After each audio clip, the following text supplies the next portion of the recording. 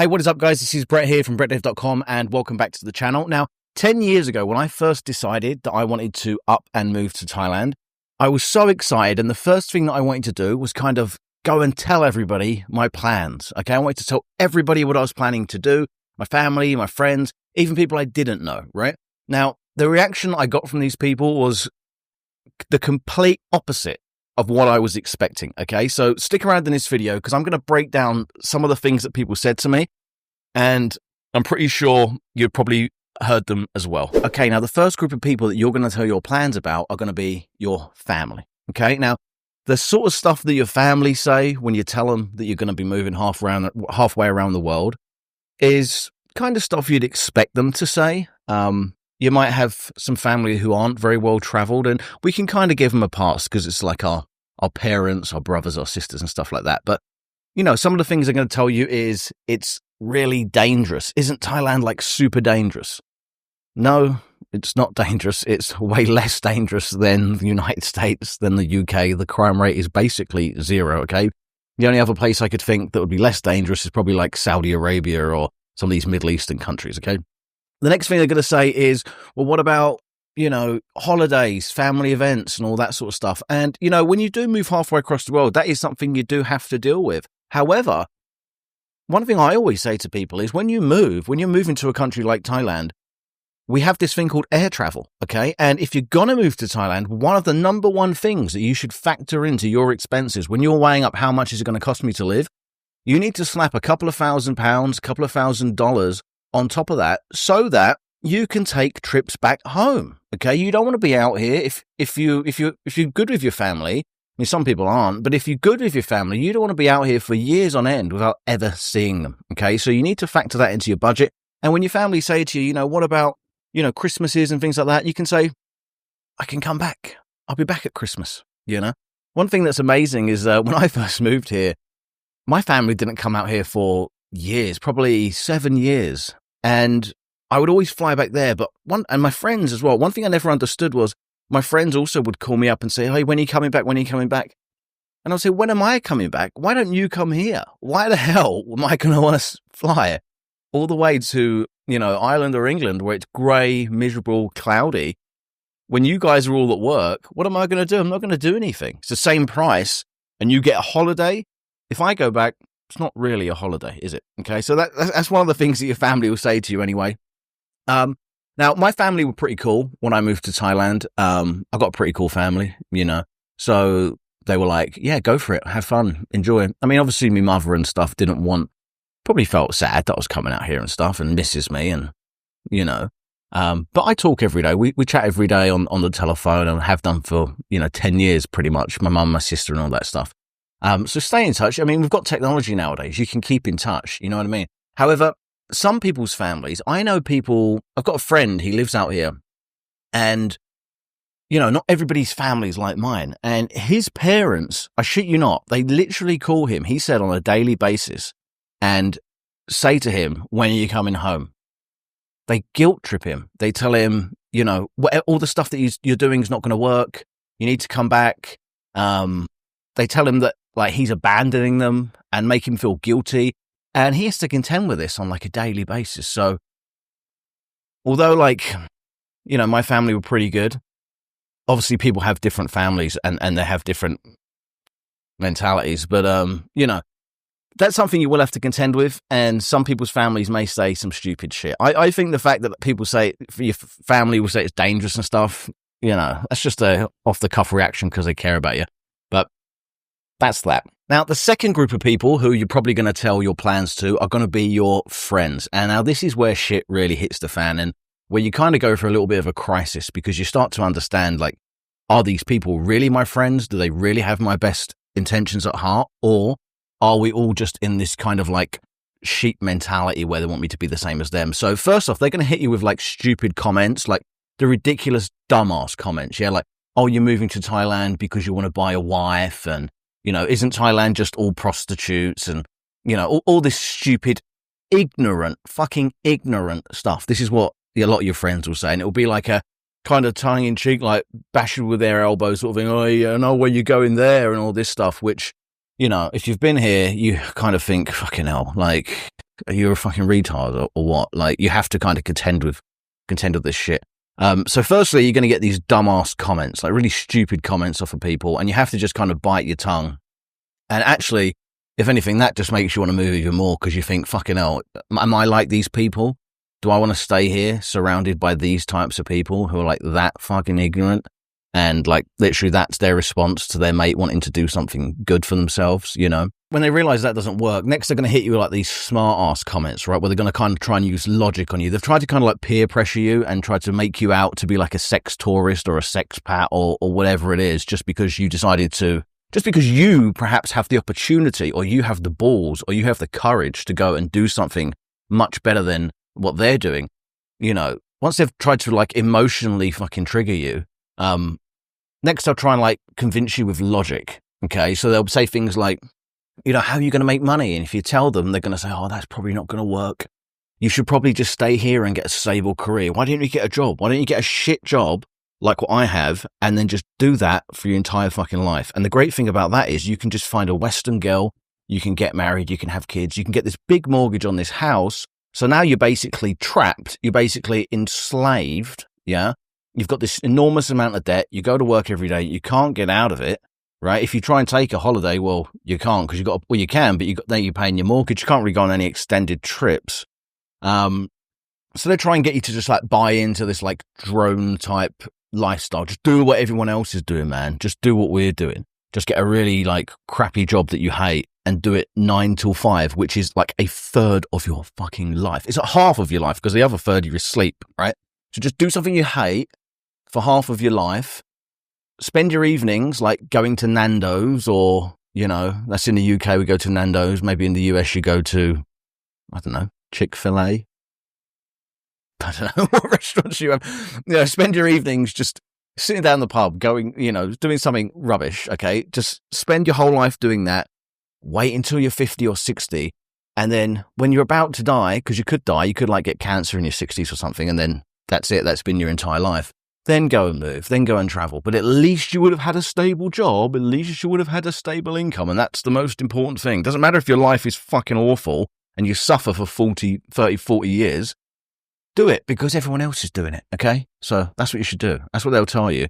You know, and even if you go down that road, you know, I've met so many people here. You know, most people that come to Thailand, they're older, they're retirees, they're in their 60s, right? 50, 60, 70% of them have done that. They've lived that life. They've worked their bollocks off for 30, 40 years. They've bought the house. They've done all this stuff.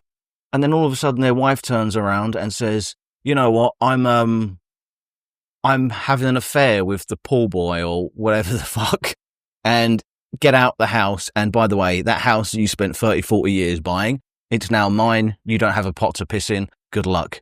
All right. And now this person's in a career. They've done a job that they can't do remotely. They've built a whole work life around something that is like based on living in their town. Next thing you know, they're living in some bedsit in their town, completely fucking miserable, right? Wasted their fucking life. There's so many dudes I meet out here like that. Lots of dudes come here, they're older and they still have fuck all money because they had to give it all away. They gave it all away to the ex-wife. They lost it all, right? Now, after they've kind of like emotionally tried to trigger you, after they've tried to use logic to convince you to kind of be boring and live shit lives like they do, then they'll do like a 180 and they'll just like pretend they're happy for you. This is what your friends will do. Now, when I say this, I don't mean all of your friends. I still have very good friends from back home, but probably 20%. The other 80% kind of did what I'm talking about in this video. When the emotional, you know, triggering doesn't work, when their flawed logic doesn't work because they're not thinking like you're thinking, okay, they're trapped in this little box, then they'll try and hit you with the kind of like, oh, well, all the best. I really hope it goes great for you. And this is just like some super like passive aggressive fucking, the jealousy is palpable, right? Like they cannot hide it. And that's what it ultimately comes down to. They're jealous. They're jealous because you know, have courage. You want to try something different. It doesn't mean what you're doing is going to work. It doesn't mean you're not going to go back. You can always go back and get a job, right? You can always go back and live that boring life if you want to. You might want to at some point. But the point is, you want to go out there and you want to try something. Okay, you want to do something different. They are too cowardly. They are too scared. They can't get out of their comfort zone. And all the other friends in your friend group, you see how they do that like firstly, they like try and emotionally like trigger you and stuff. They're all emotionally triggered by each other, right? So they kind of keep everybody, they keep themselves in this little box, right? There's a great saying, misery loves company. Okay. So that's essentially what's happening, right? They all trigger each other, and they're so baffled when it doesn't work on you. Right? When you're like, no, I'm not. I'm going over there. It's way better than staying here. This is shit. Like, they're baffled. They can't, their brain just can't process it. So what they'll do is, like I say, they'll like passively aggressively wish you the best and hope you do great and all this stuff. Meanwhile, even after you leave, they're hating your guts at that point because you've done something that they know deep down inside themselves that they do not have the courage to do. Now, what do you do in this situation when, you go through this process and you might say, Joe, I don't even want to be friends with these people. These aren't really my friends. If you tell somebody good news and they try and, put you off of it, is that a friend? If you tell somebody good news, they should be happy for you, right? And you're going to really quickly realize who are your friends and who aren't. And, if you are in this situation, what is one of the best things you can do? I would say make new friends. I made lots of new friends when I come to Thailand, but unfortunately for me, it took me coming to Thailand, spending weeks, months networking with people, and it almost made me move back because when you first come here, you do feel very isolated. And especially if you find it difficult to network, if you find it difficult to just speak to random people and go to random meetups and things like that, which I did when I first came here. I was very nervous and very shy when I got here. So I struggled, but it took me time and I kind of persevered through it. Like I said, those first month or so, I was kind of thinking, is this for me? Do I want to stay here? I feel kind of lonely. I don't really know anyone. I've got no mates, all this stuff. Now, I wished I had something like Nomad School, which is my online community. We have over 2,000 digital nomads inside the community. Inside there, we have a complete world map. So it doesn't matter if you're moving to Thailand, doesn't matter if you're moving to almost any country on earth, with a complete world map, a community where you can literally zoom in on almost any country on earth and you can connect with people online in the place you're going. I think we've got like 30, 40 people in Chiang Mai. I think there's like 50 people in Bangkok. There's loads of people all over the map. And it's a great community. It's a great resource that you can use to connect with people before you move. Okay. So when you do eventually move, when you do eventually get to Thailand or get to Vietnam or get to wherever you're going, you're already going to have friends. You're already going to have connections and you'll kind of hopefully not go through that, that first month or two period that I went through where I was thinking like, is this really for me? It's uncomfortable moving to a new place, but with Nomad School, you don't have to do that. It's a great community. Click the link in the description and check it out. And hopefully that will help you a lot during this kind of transitional phase. Now, the last group of people you're probably going to mention your plans to are people you don't really know. They're not your friends, not your family, but like acquaintances and stuff, right? Now, I posted in Nomad School and I asked people, what were some of the stupidest, most ignorant things that people have said to you? And some of these are absolutely insane. Okay, I never got any of this, but, I did mention it to a few people. I think I mentioned it to, I was getting massage at the time. I had an injury. And I would mention it to a girl that I was kind of seeing on and off. It was funny. The girls that I mentioned it to, the women I mentioned that I was moving to, almost gave me the worst reaction. They were like, why would you want to go there? And they were really like, oh, it's just like, but they immediately, you're a sex tourist if you mention it to a woman. Well, in my case, that was literally what they were implying. I was like, no, I had to tell them, no, Thailand is not just this. And they were like, oh, right. Anyway, somebody... That's what I got, okay? Just mention it to acquaintances. Obviously, you'll get the same, ignorant comments from acquaintances as you'll get from your friends. But some of these that were posted in the group were absolutely insane, okay? So one person said that they were called racist for moving to Thailand, okay? Which, again, when you move to Thailand, you're probably going to date like Asian women, of course. Most people will. I mean, some don't, but, and I think this is where a lot of the jealousy comes in if you tell women that you're moving because, being honest, for the most part, they're more pretty, aren't they? Asian women are more beautiful. They, even older women look younger and there's this real big jealousy in here. But somebody in my group got told that they were racist for moving, which what the fuck? That's just the weirdest thing ever. But they did. And he wasn't the only person that said that. He commented and somebody else commented underneath and said, I got this comment as well. Another dumb comment that somebody posted was that somebody thought Thailand was part of China. Now, I thought this was an American, but I don't think it was actually. So people in the world apparently think that Thailand is a part of China. Somebody else commented saying that they told someone and somebody said, isn't Thailand part of Taiwan? This goes to show you, it goes to show the complete ignorance of people. They haven't, you don't have to have been to Southeast Asia to know that Thailand is not a part of China or not a part of Taiwan.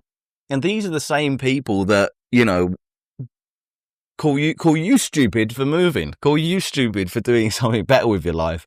Meanwhile, they think Thailand is a part of China and Taiwan, which is just fascinating. But those are a couple of the standout comments that I got in the Nomad School community. I thought it was crazy. At the end of the day, like I said, misery loves company. So if you do tell your friends, family, and other people what you're planning on doing, don't expect them to encourage you and don't expect them to, wish you well and wish you all the best. You're going to kind of face resistance. Okay. So you have to just kind of ignore that.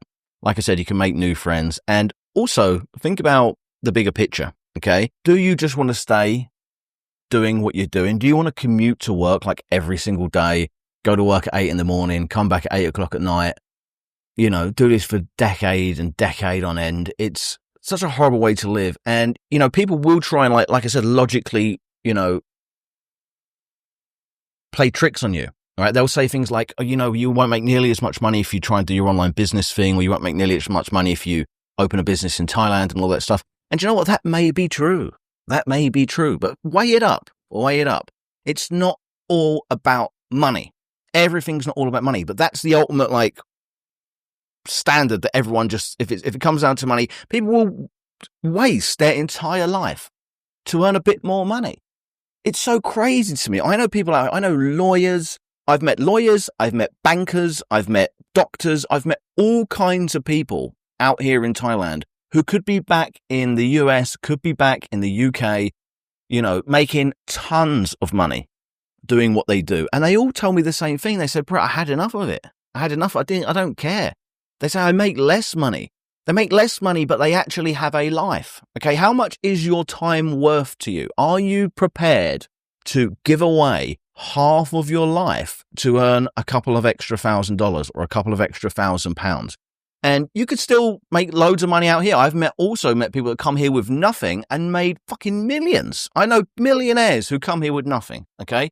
Now, if they had just stayed in the job, would they ever have made those millions? No. They'd stay in a job. They'd be getting paid, £3,000-4,000 a month. They wouldn't have the time to build a business. They wouldn't have the energy to build a business.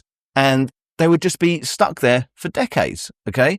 Yeah. They might make $1 million by the time they're retired or whatever, but these are guys that are in their 20s and 30s that I've met that have done this. Okay. And it's only come about because they had the courage to actually say, you know what? No, I don't want to be like all of you fucking squares. Okay.